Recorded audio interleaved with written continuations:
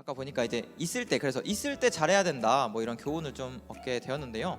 그래서 저도 이제 후회했던 적이 언제였을까 생각을 했었는데, 좀 보통 감정을 좀 주체하지 못하고 막 참아 있다가 감정이 폭발이 되었을 때 그 화가 나잖아요. 그때 이제 그 사람한테 화를 내버리면은 그때가 좀 그 후회스러운 일이 아니었을까 싶었습니다. 그래서 오늘 그 감정 절제에 대해서 주제를 잡고 나눔을 조금 준비를 했는데요. 여러분들도 한번 그 후회했던 순간들이 있지 않을까 싶습니다. 그래서 뭐 인간관계라든지 뭐 혹은 업무, 또 혹은 학업에서, 혹은 이제 내가 나만의 한계를 느꼈을 때, 그때 이제 또 감정이 또 막 만감의 교차를 하고, 또 혹은 감정을 그 절제하지 못해서 또 감정이 폭발돼 가지고 그 시간이 지나 보니까 되돌았을 때 그 시기가 후회가 됐었다, 또 이런 시기가 있지 않을까 싶은데요. 그때 딱 든 생각이, 딱 그 감정이 폭발하기 전 그 1초, 딱 그때만 한번 참아낼 걸, 이런 순간들이 있지 않을까 싶습니다. 저는 이런 적이 또 있었던 것 같아서 네, 그런데요. 한번 그 감정 폭발하니까요, 후회했던 일을 그 한번 생각을 해보니까요, 이런 일화가 떠올랐습니다. 바로 절친과, 정말 친한 친구와 룸메이트가 되면 생기는 일에 대해서 일화를 한번 한 가지 들려드리려고 합니다. 여기 친구 A와 B가 오랜만에 또 만납니다. 오랜만에 만나가지고 신나가지고 만났는데, 친구 A가 이런 말을 해요. 야, 이번 학기에 나 절친이랑 같이 지낸다? 내 룸메이트가 된다? 그래서 나 너무 설레. 그래가지고 나 밤에는 막 게임할 거고 뭐 치킨도 먹을 거고, 또 혼자 있으면 외롭잖아. 그래서 같이 있으니까 너무 좋고, 또 특별한 거는 월세가 이렇게 비싼데 이 비싼 요즘에 반반씩 낸다는 게 얼마나 좋냐, 이렇게 또 친구한테 자랑을 합니다. 막 자랑해요. 근데 친구 B는 이미 절친과 한번 그 룸메이트 경험을 했습니다. 해가지고 니들 그러다가 진짜로 의거 난다, 이렇게 또 그 꾸중을 해주는 그런 친구였는데요. 어떤 부분에서 그랬을까 한번 생각을 해보니까요, 일단 유형이 다르구나. 네, 그 친구는 아침형 인간일 수도 있는데 나는 올빼미족이다. 그래서 그 친구는 막 아침형 인간이라서 나는 건강으로 지켜야 돼, 이러고 11시에 자버리는 그런 친구면요, 정말로 안 맞을 것 같습니다. 네, 그 친구는 11시에 자지만 나는 11시부터 눈이 떠지고 레이저가 나오고 또 디스코 그거 들어가가지고 그 게임도 하고 컴퓨터 켜가지고 막 랭게임도 하고, 네, 그러다 보면은 둘 중에 한 명은 스트레스 받겠구나, 네, 이런 생각이 들었고요. 또 그 갑자기 나 열심히 과제했고 오늘 시험 공부도 열심히 했으니까 집에 가서 자야지 하고 들어갔어요. 그래서 10시에 들어가서 샤워하고 11시니까 누워야지 했는데, 갑자기 띵동 누가 들어오더니 누구야 나왔어, 이러고 치킨 들고 와가지고 새벽까지 노는 거예요. 네, 그럴 때도 나한테 말도 없이 친구를 데려와서 놀았네, 이러면은 또 화가 많이 날 것 같은데요. 네, 뭐 또 한 가지는요, 빨래, 설거지, 혹은 뭐 분리수거, 쓰레기 버리기, 이런 집안일들이 있어요. 청소하는 것까지. 그래서 보통은 이제 역할 분배를 해서 나눠서 한다고 합니다. 하지만 그것들이 뭐 각자 살았던 그 청결의 기준이 또 다르기 때문에 그 사람이 청소를 했어도 안 한 것처럼 보일 수도 있고요. 또 혹은 어떤 사람은 이제 한 명이 안 하니까 한 명이 시간이 지나서 다 해버리는 경우도 있다고 합니다. 그래서 밀리는 집안일을 혼자 다 할 때, 그 멘탈이 좀 흔들릴 것 같은데요. 그리고 또 한 번은 이제 월세를 분명히 반반씩 내기로 했는데 월세를 늦게 나한테 주는 친구, 뭐 한 달, 두 달, 길게는 3달까지 늦게 줘버리는 친구. 이러면은 정말로 친했지만, 그 친구와 친했지만 이제 감정을 주체할 수 없는 그 순간 시험이 오지 않을까 싶습니다. 실제로요, 이런 설문조사 결과가 있습니다. 10명에게 물어봤습니다. 그 동거를 했었던 10명에게 너 그 친구와 다시 살라고 하면 살 수 있어? 이렇게 물어보는데 10 중에 8명은요 이런 말을 합니다. 친구와 다시는 동거하고 싶지 않습니다. 이 말은 후회한 일들이 생겼을 것 같은데요. 그래서 돈을 아끼려고 친구와 동거를 시작했는데 오히려 친구를 잃게 돼버렸다. 뭐 이런 후회의 일화가 있어가지고요, 좀 들려드리게 되었고요. 이런 일화를 떠올리니까요, 저도 이제 대학교 시절이 떠올랐습니다. 대학교 1학년 때부터 4학년 때까지 저희는 이제 학과에서 무조건 의무적으로 기숙사에 살았었어요. 기숙사에 살았는데 그때 이제 4인실이었습니다. 그래서 저희 학과는 이제 유학생도 많이 있었기 때문에 한국 사람 2명, 유학생 2명 이렇게 또 맺어서 4명이서 이렇게 기숙사를 매 학기마다 쓰게 되었었습니다. 그런데요, 이제 유학생이다 보니까 다른 나라에서 또 한 20년 정도 살다 온 그런 이제 분들이니까요. 안 맞을 수밖에 없는 게 바로 문화였던 것 같습니다.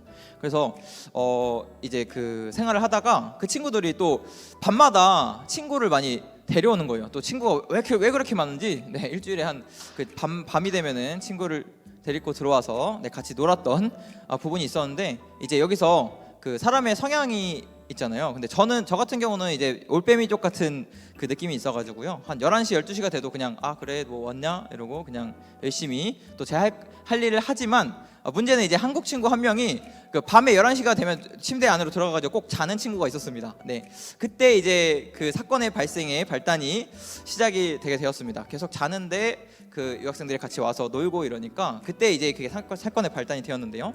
그래서 어느 날 제가 이제 수업을 열심히 들었어요. 열심히 듣고 아싸 오늘 일찍 끝났네 이러고 이제 기숙사로 갑니다. 기숙사로 가는데 그 한국 친구가 있는 거예요. 그래서 딱 자리에 앉았는데 뭔가 싼을 하더니 그 친구가 저에게 이런 말을 합니다. 그 밤에 방이 좀 시끄럽지 않나요? 이렇게 말을 하는 거예요. 그래서 이거 좀 괜찮나 싶어서 이거 뭔 일 터지는 거 아니야? 이런 생각이 들었습니다. 네, 이 친구의 그 감정이 좀 흔들리는 게 보였거든요. 그렇게 아니나 다를까 사건이 발생하게 되었습니다. 어느 날 또 그 유학생들이 친구가 많은지 또 밤마다 또 계속 찾아오는 거예요. 그래서 11시가 넘었는데도 계속 그 와서 시끄럽게 또 노니까 그 한국 친구가 이제 화가 나가지고 일어나서 이런 말을 합니다. 야, 사람 자는 거 안 보여? 이러고 소리를 치게 됐어요. 네, 그래가지고 그때 이제 분위기가 싸늘했어요. 딱 열심히 공부하다가 딱 보는데 이거 진짜 괜찮나 싶었지만 그 유학생들은 이제 다시 방으로 돌아가게 되었고요. 또 친구를 데려온 유학생들도 잠깐 딱 그 멈춰 있다가 다시 이제 침대에 가가지고 그날은 또 차가운 분위기로 잤던 게 있었는데요. 네, 사실은 이제 뭐 아까 집안일 관련해가지고요. 저도 사실은 제가 방에서 제일 큰 형이었지만 제가 이제 쓰레기를 어떻게 하다 보니까 계속 버리게 되더라고요. 그래서 뭐 이런 불만이 있었지만 이제 마인드 컨트롤하면서 살았었는데 이 일이 있는 이후에 근데 좀 이제 그 친구들이 그 눈치가 보였는지 저도 버리지만 그 친구들도 이제 가끔 버려주더라고요. 그래서 이제 또 협조를 같이 해줘가지고 앞으로 이제 밤에는 저희가 이제 집에 가지 않는 이상 밤에는 방에 이제 친구들도 안 데려오고 했어가지고 또 그래 마무리는 이제 관계가 끊어지지 않고 그래도 열심히 훈훈하게 방 파티도 하면서 마무리를 하긴 했었습니다. 네. 그래도요 잘 그래도 혼자만 이렇게 터트려가지고 저희는 4명이 있었기 때문에 잘 마무리가 될 수 있었는데요. 네, 이 감정 컨트롤 관련해서 또 후회될 뻔한 일이 아니었나 싶습니다. 그래서 또 이제 기숙사 자취방 하니까요 또 새로운 그 방이 있어가지고 이 특별한 일화를 한 가지 소개를 해드리려고 합니다. 바로 1948년도에 흥당 감옥에서 그 깜빵에 대한 이야기인데요. 이제 그 문선명 선생님께서 과거에 이제 억울하게 깜빵에 가셨을 때 그 남긴 기록이 있어서 한번 그거를 가져오게 되었습니다. 네, 일단은 그 평양에서 1948년도에 그 너무 아버님과 그 아버님께서 이제 그 통일교회라는 곳에 그 전도가 많이 되니까 한 83명 정도의 그 기독교 목사님들이 연합을 맺어가지고 이제 그 아버님을 그 경찰서에 넣기 위해서 이런 이제 제목을 만들어서 그 경찰서에 넣었다고 합니다. 바로 문선명 선생은 이승만의 스파이다. 또 부녀자 재산을 갈취하는 사람이다. 또 사회 질선 문란을 일으키는 사람이다. 이렇게 해가지고요 신고를 넣어서 이제 그 무고한 혐의로 그 기소가 돼서 들어가게 됩니다. 네, 들어가게 됐습니다. 이렇게 또 억울하게 또 들어가게 됐는데요. 그래서 흥남 감옥에 들어가 보니까 그 아까 저희 자취방과는 비교도 안 될 만한 그런 흥남 감옥 깜빵을 보게 됩니다. 깜빵을 보게 되는데요.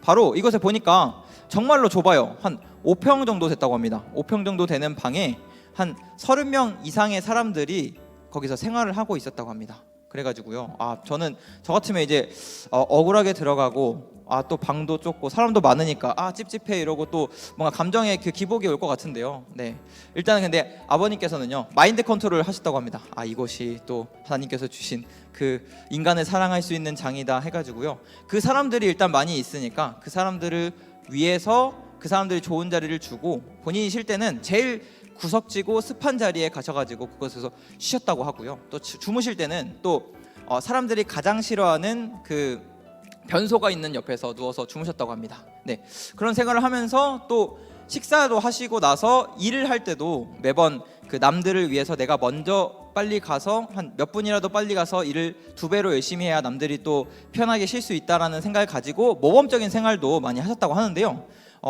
그때 당시에 또 말씀이 있어가지고요. 한번 기록이 있어서 한번 가져오게 되었습니다. 네, 감옥에 대한 내용인데요. 네, 읽어드리겠습니다. 감옥에서는 36명이 한 방에 살았는데 이게 이제 5평에 살았습니다. 그래서 비좁은 방구석에 놓인 변기통이 내 옆자리였음 변기통 옆이 내 자리였습니다. 여름이면 물이 넘쳐서 축축하고 그곳이 겨울이면 얼음이 얼어 사람들이 기피하는 곳이었습니다. 변기통이라야 뚜껑도 없는 조그만한 독이었으니 냄새가 나는 것은 이루 말할 수 없었습니다. 그리고 밥이 소금국에 메밀 주먹밥을 줬다고 하는데요. 거기서 이제 그것만을 먹으니까 죄수들은 걸핏하면 그 설사병이 많이 났었다고 합니다. 그래서요, 이제 문제는 여기서 나타납니다. 이 기록을 보니까요, 모두가 잠든 한밤중에 이제 문제가 일어납니다. 배가 아픈 사람이 많이 나타났다고 하는데요. 그래서 아구구하며 다리를 밟힌 자는 다리를 밟힌 사람들의 비명 소리가 들리면은 그게 신호구나 하고 제때 이제 아버님께서는 재빨리 일어나서 구속으로 피했다고 합니다. 왜냐하면 사람들을 밟으며 그 변기통으로 달려온 사람은 미처 그 변소에 가지 못하고 그 전에 이제 내려가지고 전에 그 설사가 나왔다기도 하고요. 억지로 눌러다가 참다 내지르니 이것이 그 파편도 튀었다고 합니다. 그래서 어쩌다 깜빡 잠이 들어 미처 피하지 못하는 날이면 그대로 그것을 뒤집어 쓰기도 했다고 하는데요. 그래도 그 사시사철 그 설사가 튀는 그 구석 자리를 내 자리로 알고 살았다고 합니다. 네, 가장 남들을 위해서 그렇게 살았다고 하는데요. 그래서 하필이면 꼭 그 자리에 앉을 게 뭐요 하고 다른 죄수들이 물어보면 여기가 제일 편합니다라고 또 말을 하면서 일부러 그런 자리가 아니고 본인 스스로 앉는 게 정말 마음이 편했다고 또 기록이 있었습니다. 네, 그래가지고요. 네.